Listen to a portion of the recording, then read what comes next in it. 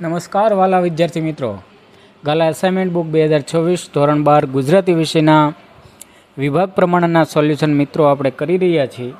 એમાં આજે તમારા બધા કોમેન્ટને ધ્યાનમાં લઈ વિભાગ ડી અને ઈ આ બંને વિભાગોનું સંપૂર્ણ સોલ્યુશન છે કરવા જઈ રહ્યા છીએ.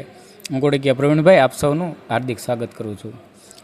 વિદ્યાર્થી મિત્રો, ગાલા અસાઇનમેન્ટ બુક 2024ની બોર્ડની પરીક્ષામાંના પ્રશ્ન પેપરો ખૂબ મહત્ત્વના છે.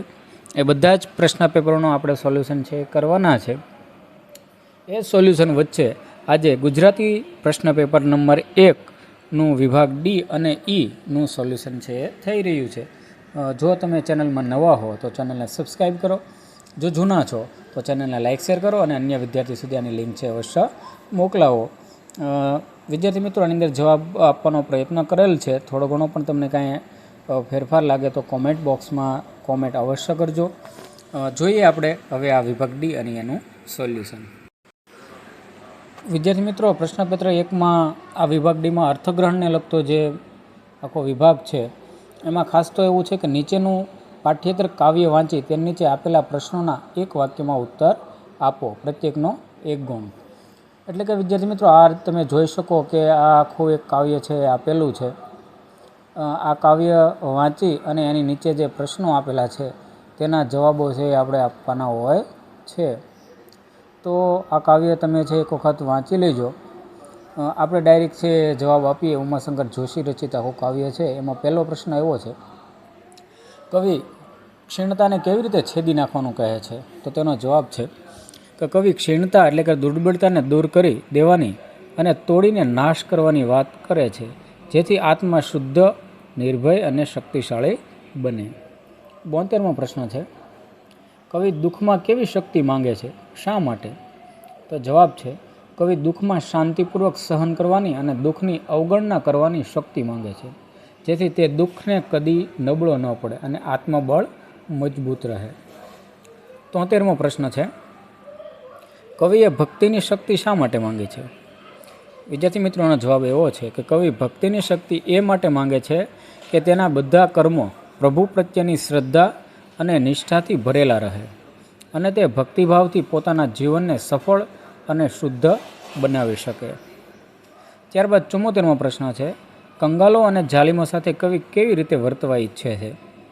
તો તેનો જવાબ છે કવિ ઈચ્છે છે કે તે કંગાલો સાથે માનવીય વ્યવહાર કરે, તેને અપમાન ન કરે અને જાલિમો સાથે કદી નમ્રતાથી ઝૂકી ન જાય, અન્યાય સામે ટકીને ઊભો રહે. તો આ રીતે એ તો 75મો પ્રશ્ન છે, કવિ પ્રભુ પાસે છેલ્લી યાચના શી કરે છે? તો તેના જવાબમાં એવું જ આવે છે કે કવિ પ્રજાજીવનમાં એકતા, ભાઈચારો, સમાનતા, ન્યાય અને સત્યની ભાવના હોવી જોઈએ એવી યાચના કરે છે. ત્યારબાદ એ જ રીતનો એક બીજો પ્રશ્ન છે કે નીચેના ગદ્યખંડને આધારે આપેલા પ્રશ્નના ઉત્તર 1-2 વાક્યમાં લખો, પ્રત્યેકના 1 ગુણ. એટલે કે આ આખો એક પેરેગ્રાફ છે. પેરેગ્રાફ છે એ વાંચવાનો છે અને વાંચીને મિત્રો એનો જવાબ છે એ લખવાનો હોય છે. હું તમને એનું સોલ્યુશન આપું દરેક પ્રશ્નોનું. 76મો પ્રશ્ન છે, પ્રજાજીવનમાં શેની આવશ્યકતા છે? તો જવાબ છે કે દરેક મનુષ્ય પોતાની મર્યાદાથી સભાન રહેવું જોઈએ, જેથી સમાજમાં શાંતિ, સુવ્યવસ્થા અને નૈતિકતા જળવાઈ રહે. 77મો પ્રશ્ન, કોણે પોતાની મર્યાદાથી સભાન રહેવું જોઈએ?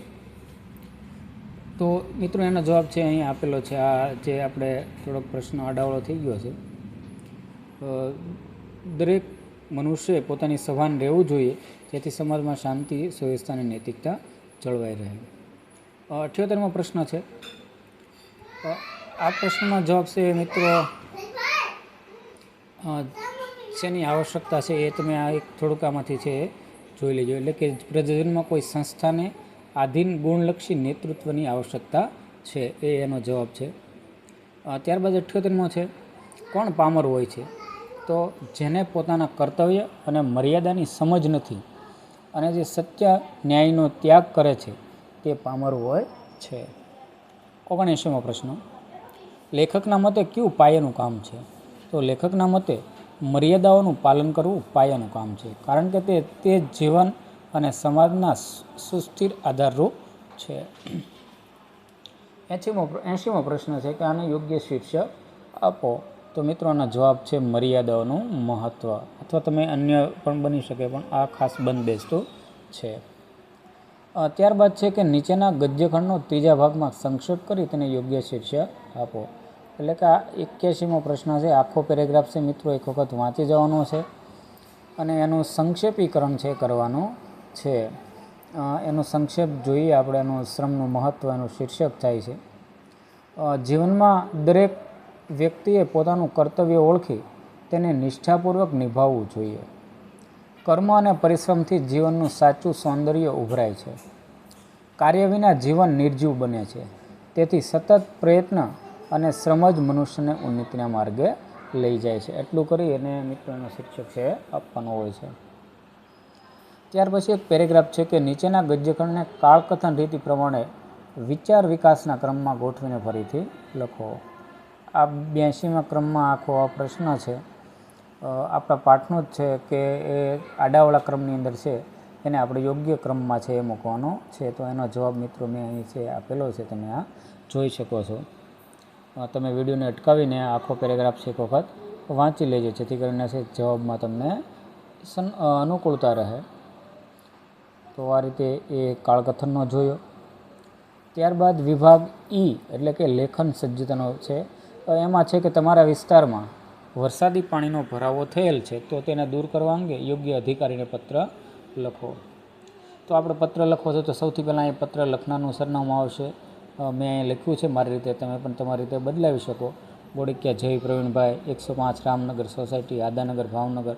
અહીં તારીખ છે પણ તમે લખી નાખજો. આ બાજુ પ્રતિ મહોદય, મુખ્ય અધિકારી, નગરપાલિકા કચેરી, ભાવનગર, આવું લખવાનું છે. વિષય દર્શાવવાનો છે તો વરસાદી પાણીનો ભરાવો, અને સદ્ધેય અથવા મહોદય કરી અને આ રીતે છે લખવાનું શરૂ કરવાનો છે.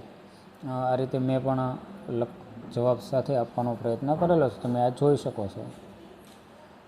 આખો પત્રમાં આપણી જે મુખ્ય સમસ્યાઓ છે એ દર્શાવવાની હોય છે અને અંતે આપણે અહીંયા સહી કરવાની હોય. તો એ રીતનું આ પત્ર જોયો, અરજી લેખન. ત્યારબાદ છે નીચેના પાઠ્યેતર ગદ્યખંડનું વાદ્યાત્મક ગદ્યમાં રૂપાંતર કરો. એટલે કે આ આખો એક પેરેગ્રાફ આપેલો છે અને વાદ્યાત્મક ગદ્યની અંદર છે રૂપાંતર કરવાનો છે. તો એનો જવાબ સાથે માહિતી મિત્રો અહીં છે દર્શાવેલી છે.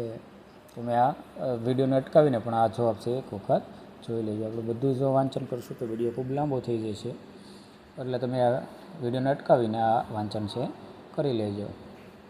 ત્યારબાદ એના અથવાની અંદર આવે છે કે નીચેના આપેલા શબ્દ યાદીનો ઉપયોગ કરી સ્વાશ્રય વિશે 70થી 80 શબ્દોમાં ભાવાત્મક ગદ્ય છે એ લખવાનો છે. તો એનો જવાબ પણ મિત્રો અહીં છે. આ શબ્દ યાદી છે, એનો જવાબ મિત્રો અહીં દર્શાવેલો છે. સ્વાશ્રય એટલે પોતાના બળ ઉપર જીવન જીવવું સ્વાવલંબી વ્યક્તિ, એ આખો જે છે અહીંથી અહીંયા સુધીનો આનો આખો જવાબ છે. ત્યાર પછી 85મો પ્રશ્ન કે નીચેનામાંથી કોઈ પણ એક વિષય પર આશરે 250 શબ્દોમાં નિબંધ લખો. પેલું છે ઓનલાઈન થઈ રહેલું વિશ્વ. વિદ્યાર્થી મિત્રો, નિબંધોમાં જેટલું આપણે લખીએ તેટલું ઓછું હોય છે. માત્ર મેં અહીંયા જવાબ આપેલો જ છે, પણ તમે તમારી રીતે આમાં વધારો કરીને પણ છે એ લખી શકો છો. થોડુંક સંક્ષેપીકરણ સાથે મેં નિબંધ લખેલો છે, તમે આમાં વધારો કરી અને તમારા વિચારો સાથે એ મિત્રો ઘણું બધું તમે લખી શકો છો. કારણ કે આજનું યુગ છે એ વૈજ્ઞાનિક યુગ છે અને ઓનલાઈન થઈ રહ્યું છે, તો એના વિશે ઘણું બધું લખાય એવું બની શકે છે, પણ મેં થોડોક જવાબ આપવાનો પ્રયત્ન કર્યો છે. બીજું છે નારી તું નારાયણી. આમાં નારીની સ્થિતિ આજની ને એ બધી મુદ્દા સાથે આખો નિબંધ છે લખવાનો છે. એ નિબંધનો જવાબ પણ મિત્રો છે આપણે અહીં આપેલો છે.